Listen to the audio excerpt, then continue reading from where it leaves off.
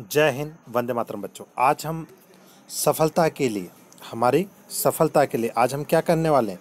Question paper class 10th Hindi PDF दोबारा उसी को लेते हैं हम। आइए देखते हैं। लोक शिक्षण संचालनालय मध्य प्रदेश भोपाल राष्ट्रीय उपलब्धि सर्वेक्षण 2021 अभ्यास प्रश्न पत्र कौन से सब्जेक्ट का? ये हिंदी का। किसका है? हिंदी का। हिंदी। और ये क्वेश्चन जरूरी नहीं कि इससे, ये अपने को बोर्ड एग्जाम में भी काम में आने वाले हैं, इसलिए आप सभी इनको विशेष ध्यान दें। ठीक है, चलो आइए डायरेक्ट क्वेश्चन नंबर फर्स्ट। ठीक है, क्या है अपना क्वेश्चन नंबर फर्स्ट? ये आपको क्वेश्चन नंबर फर्स्ट जो दे रखा एक पेपर ये है। निम्नलिखित समाचार को पढ़कर सर्वाधिक उपयुक्त जवाब चुनिए। टिहरी के जंगल में उड़न गिलहरी। टिहरी के जंगल में उड़न गिलहरी 6500 फीट की ऊंचाई पर आई नज़र। हवा में छलांग लगाती हुई उड़न गिलहरी। तो इस तरीके से ये आपका पार्ट रहेगा। इसको ये मैं थोड़ा सा कर देता हूँ, यहीं से अपने क्वेश्चन चालू हो जाएंगे। चलो आइए अपन तो डायरेक्ट क्वेश्चन पर आते हैं। ठीक है, क्वेश्चन नंबर फर्स्ट कौन सा है? Question number first. Question number first जो है हमारा, वन विभाग उड़न गिलहरी के संरक्षण इसलिए करना चाहता है क्योंकि तो इसमें इसका डायरेक्ट सेकंड उत्तर, संख्या कम होने से के कारण यह लुप्त हो सकती है। संख्या कम होने के कारण लुप्त हो सकती है, यह आ गया समझ में। सेकंड, उड़न गिलहरी के बारे में कौन सी बात सही नहीं है? तो इसमें जो उड़न गिलहरी के बारे में जो बात सही नहीं है, उसका भी उत्तर क्या रहेगा? इसका भी सेकंड, यह नीचे से ऊपर छलांग मारती है। चलो क्वेश्चन नंबर थर्ड, वन विभाग किसकी जानकारी में जुटा है? उड़न गिलहरी के परिवार की, उड़न गिलहरी के भोजन की, उड़न गिलहरी के आवास की। तो इसका जो है फर्स्ट वाला, उड़न गिलहरी के परिवार की। क्वेश्चन नंबर थर्ड पर आते हैं हिंदी में। फोर्थ, वनकर्मी हैरान क्यों थे? तो वनकर्मी क्यों हैरान थे? क्योंकि फर्स्ट वाला, गिलहरी गेस्ट हाउस के पास दिखाई दी थी। फर्स्ट वाला, क्यों वनकर्मी क्यों हैरान थे? तो गिलहरी गेस्ट हाउस के पास दिखाई दी थी। क्वेश्चन नंबर 5 देखिए, प्रकृति प्रेमियों के लिए एक अच्छा समाचार क्या है? तो सीधी सी बात है, क्वेश्चन नंबर फोर्थ, दुर्लभ प्रजाति की गिलहरी का टिहरी में पाया जाना। फोर्थ, पांचवा का। क्वेश्चन नंबर 6 देखिए। क्वेश्चन नंबर जो 6 है उसको, क्वेश्चन नंबर 6, उड़न गिलहरी का नाम उड़न गिलहरी इसलिए पड़ा क्योंकि। तो इसका सीधा सा देखो, क्वेश्चन देखते से समझ में आ जाना चाहिए। ऐसा लगता है मानो यह उड़ रही है। ऐसा लगता है मानो यह उड़ रही है। Question number third. ठीक है, क्वेश्चन नंबर 7 से लेकर 12 तक एक गद्यांश दे रखा है। गद्यांश कुछ इस प्रकार से, निम्नलिखित गद्यांश को पढ़कर सर्वाधिक उपयुक्त जवाब चुने। तह खाने के अंदर जाऊं न जाऊं, कुछ देर तक दुविधा में पड़ा रहा, फिर जोर जोर से सांस ली और कलेजे को पत्थर बना लिया।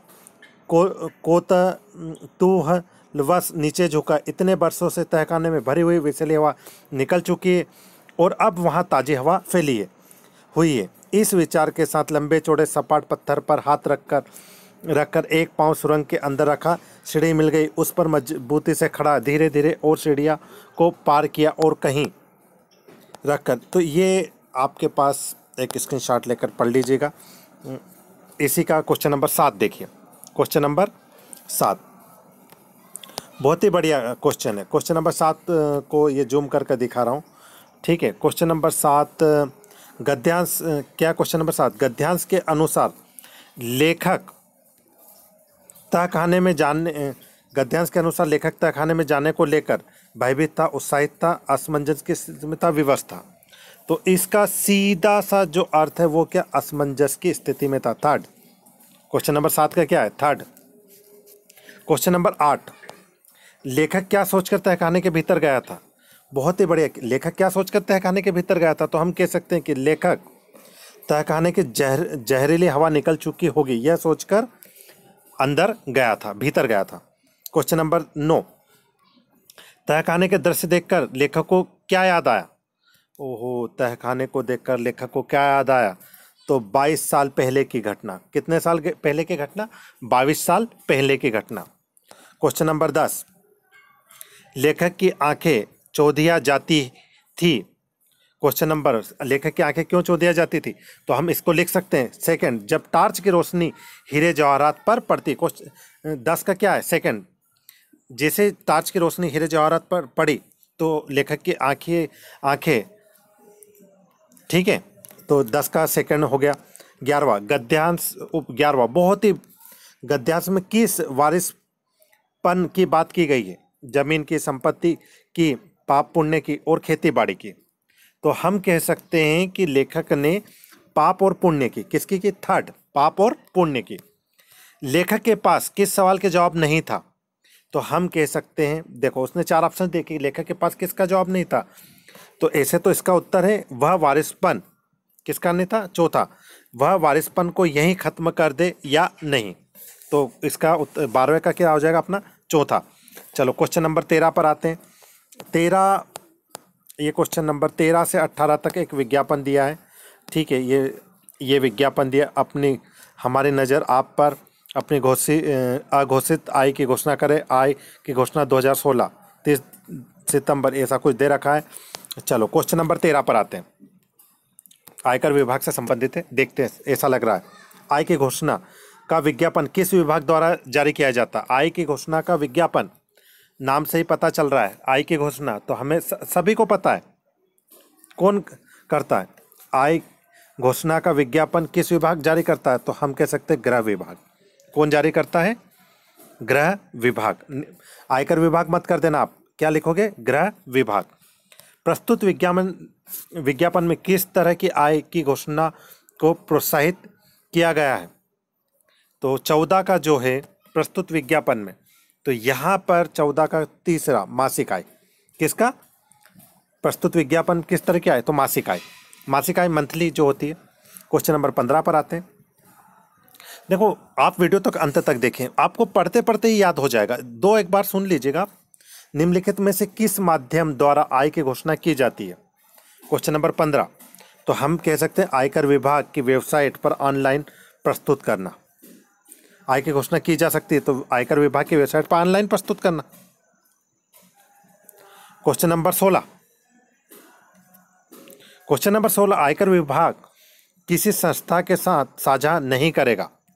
तो आयकर विभाग किसी आय घोषणा योजना की सूचना, इसका उत्तर क्या आ जाएगा? थर्ड वाला, आय घोषणा की योजना की सूचना आयकर विभाग किसी भी संस्था के साथ साझा नहीं करेगा। क्वेश्चन नंबर 17 पर आते हैं।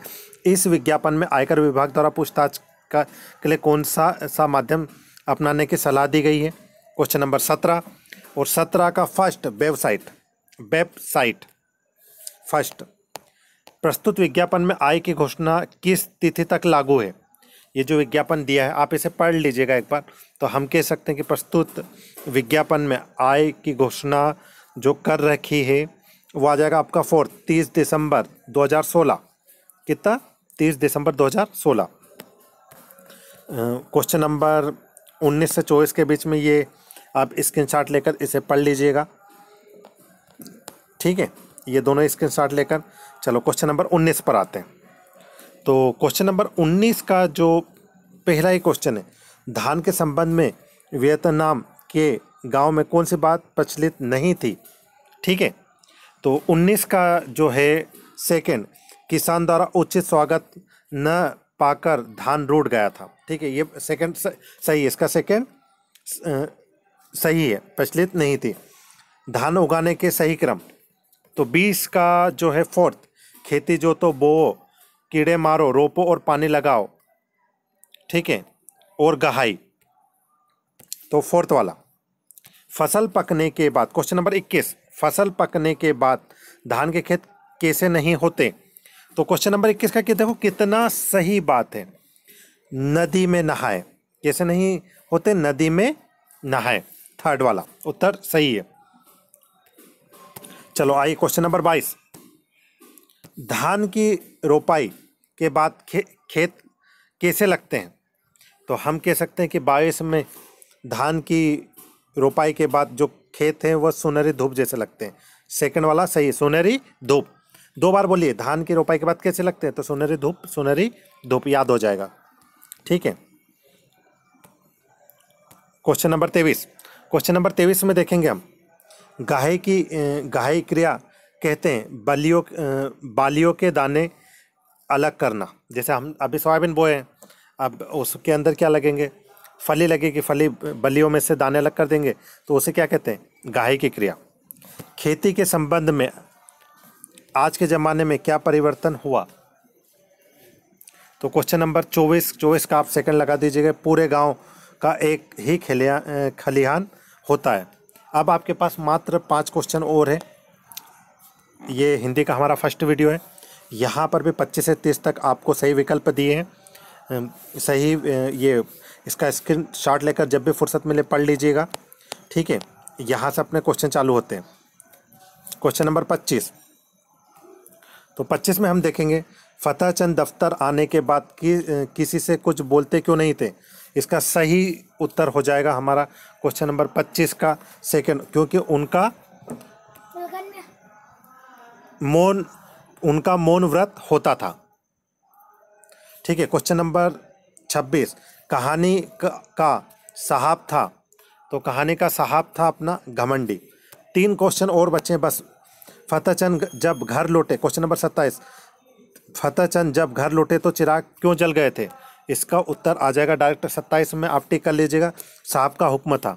और ये अंतिम क्वेश्चन इस वीडियो के, साहब को देखकर फतेह चंद खून क्यों सूख गया था। तो 28 का हम डायरेक्ट लगा देंगे सेकंड, साहब बहुत गुस्से में थे। कहानी के अंत में फतेह चंद दफ्तर क्यों नहीं गए थे। तो 29 पे आप लगा दीजिएगा थर्ड वाला। 29 का क्या आ जाएगा आपका, थर्ड, दफ्तर जाने का कोई काम नहीं था। और ये 30, चपरासी के आने का समाचार सुनकर फतेह चंद ने क्या अनुमान लगाया। तो 30 का हो जाएगा क्वेश्चन नंबर 30 का आप उत्तर लगा लीजिएगा थर्ड, साहब बहुत नाराज थे। आज के वीडियो यहीं समाप्त हुआ। जय हिंद, जय भारत।